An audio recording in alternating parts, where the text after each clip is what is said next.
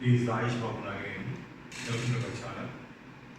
In the previous videos, we discussed the basic features of Python, applications of Python, and in the last video, we have learned the Python installation.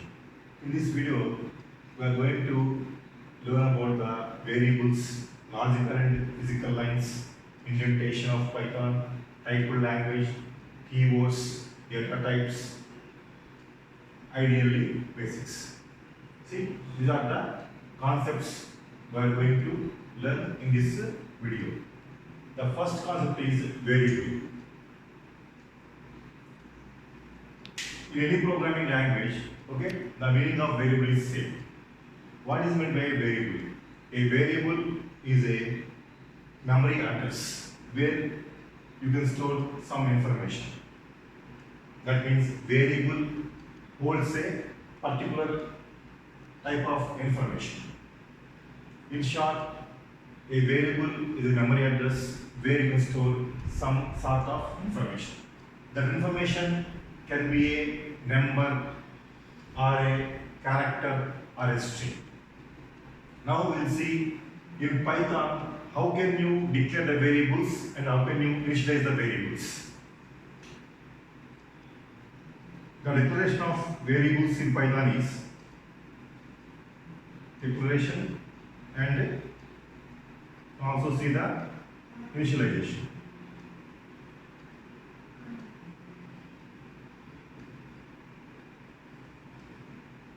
Of variables.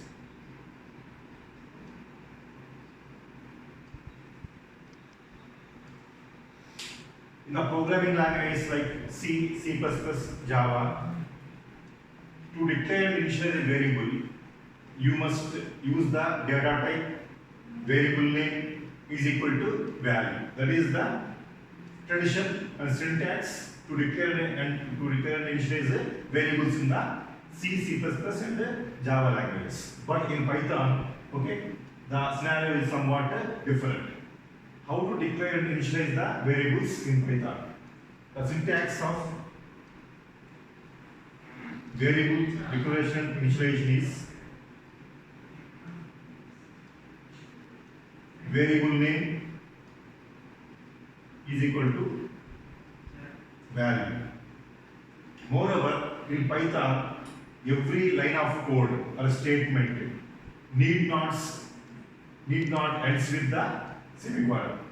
But in the non-Python languages like C, C++, or Java, okay, every line of code or statement should end with the semicolon. But here in Python, the termination symbol, that is semicolon, is optional. You may specify a semicolon symbol or you may miss out the semicolon symbol.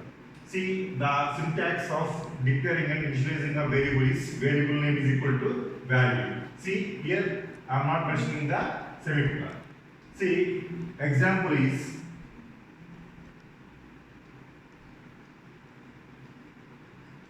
var1 is equal to 10.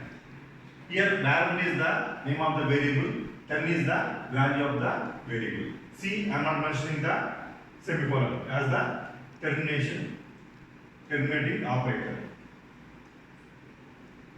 Next, see, here I am not mentioning the data type. See, by then how the Python actually evaluates the type of variables.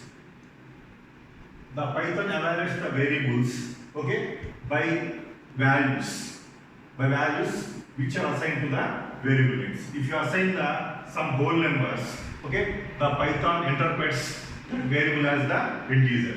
If you assign the value as the some floating point number, then Python evaluates it to floating point type. If you assign the character, that is the character type. If you assign some sequence of characters, that is string, okay, then that variable holds the strings. Like this, Python interprets the variables basing on the values assigned to the same. For example, if you want to declare the string variable, no, you may give the syntax in Python is,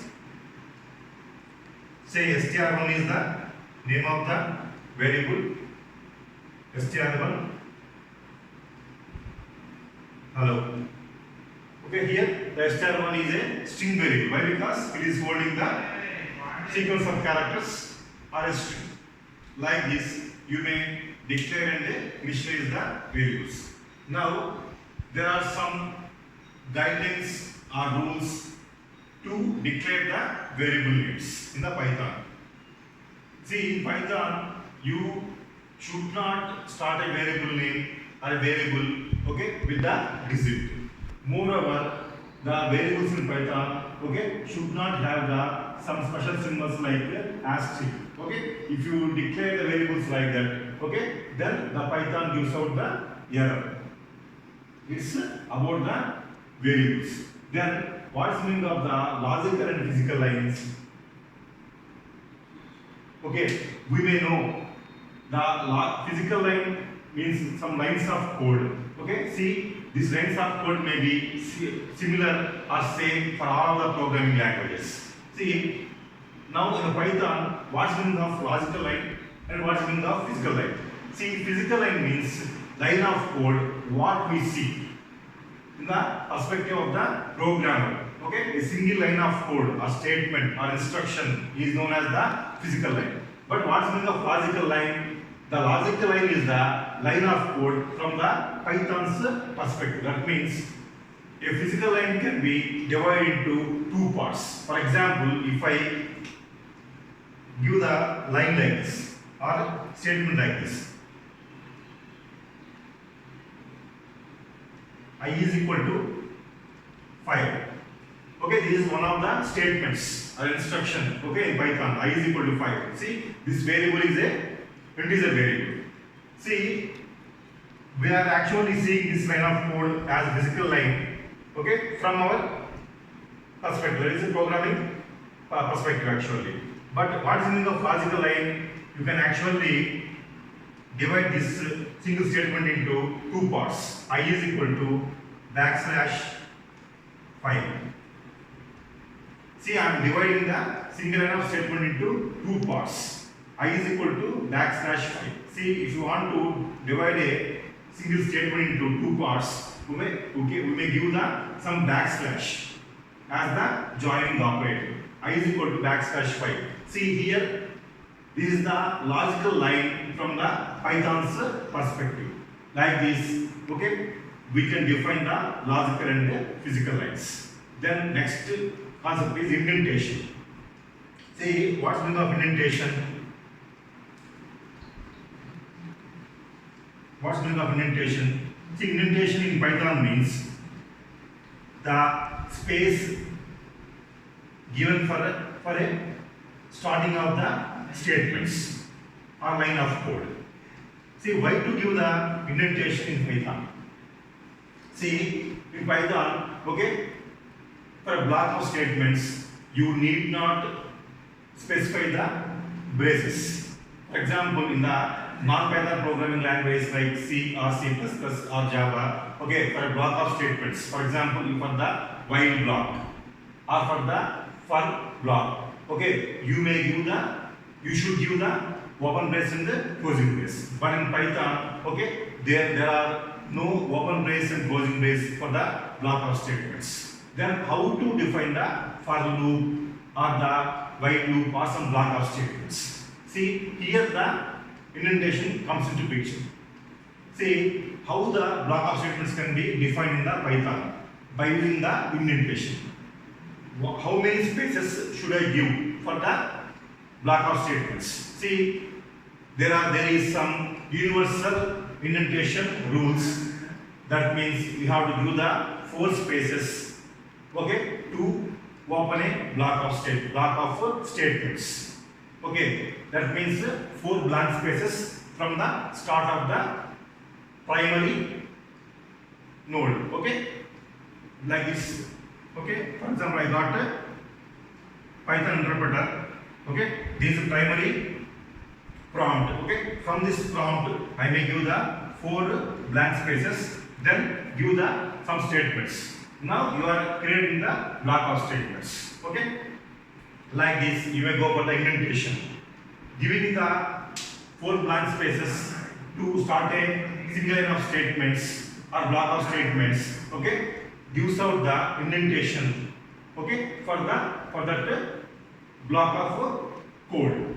It's all about the indentation concept of the Python. Next concept is typed language. What's the meaning of typed language? What's the meaning of typing?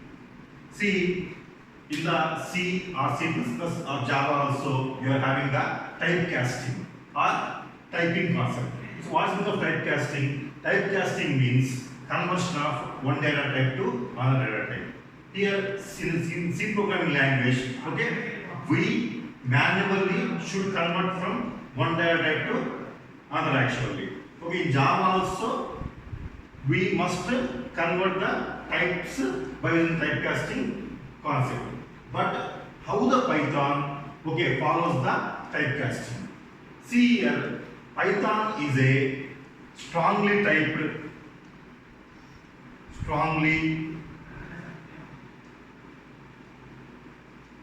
it is a strongly and dynamically typed language. Strongly and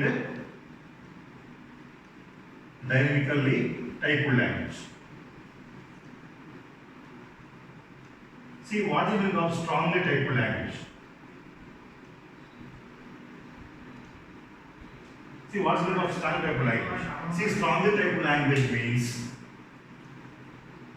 all the data types, okay, should be converted manually by using the typecasting concept. That means you cannot convert one data type to another, okay, without using the typecast. Okay, that's what we call the strongly typed language. Okay. Then what's the meaning of dynamically typed language? See, dynamically means all the data types, okay, or variables, okay, should be evaluated execution time only. That means at the execution time only. That is at the interpretation, the Python evaluates all the types. Okay, I think these two are the strengths of the Python. Okay, strongly and dynamically typed language. Strongly means we should give the typecasting. Should typecast. That means a data type cannot be converted to some other data type, okay, automatically. The programmer should convert one data type to another by using the typecasting. It is strongly typed language. Dynamically means all the data types can be evaluated interpretation time only or execution time only, not the compiling. That's why Python is a strongly and dynamically typed language. Okay. Next concept is keywords. Every programming language contains some keywords. What's the meaning of keyword? Keyword is a reserved word. Okay. Those keywords cannot be used by the programmer to declare the functions, methods, or variables, etc. Now the point is, Python contains how many keywords? Python contains 33 keywords. You got 33 keywords in Python. I think you remember the number of keywords present in the C programming language. In C programming language, you are having the 32 keywords. Here, we got plus one extra in the Python language. Okay, some of the keywords of Python are class. See, class is also one of the keywords. Class, break, def to define the functions, finally, etc. These are the some of the keywords of the Python. Next, the concept is ideally basics. What's the meaning of this ideally? The last video, okay, we have seen the installation procedure of the Python. Moreover, some of the advanced frameworks of the Python like Anaconda, PyDev, PyCharm, etc. See here, now what's in the IDE? It is the default IDE which comes along with the Python. If you download the Python, automatically you will get the IDE. See, in the IDE you got the three greater than symbols. Okay, what is the name of these three greater than symbols actually? Okay, this symbol is called as the primary prompt. Primary prompt, where you can give the lines of code or some statements. Okay. Next, if you give out the some logical lines, you will get the three dots. These three dots can be used for can be called as the secondary prompt. These two different prompts. Okay. First one is the primary prompt. Okay, which holds the symbol as the three greater than symbols. Okay. If you go for the logical lines of Python code, then you got three dots. Okay, they are called as the secondary prompt. Like this, you are having the IDE. See, for example, what's the advantage of IDE? See, IDE can be used to test the Python programs and for the basic programs actually. Okay, you cannot develop some large programs and some real world projects in the IDE. It's only used for the testing of Pythons and to learn the basic Python programs. Okay, you can use the IDE and command prompt to learn the basic programming language, basic concepts of Python programming language, and also to test the Python programs.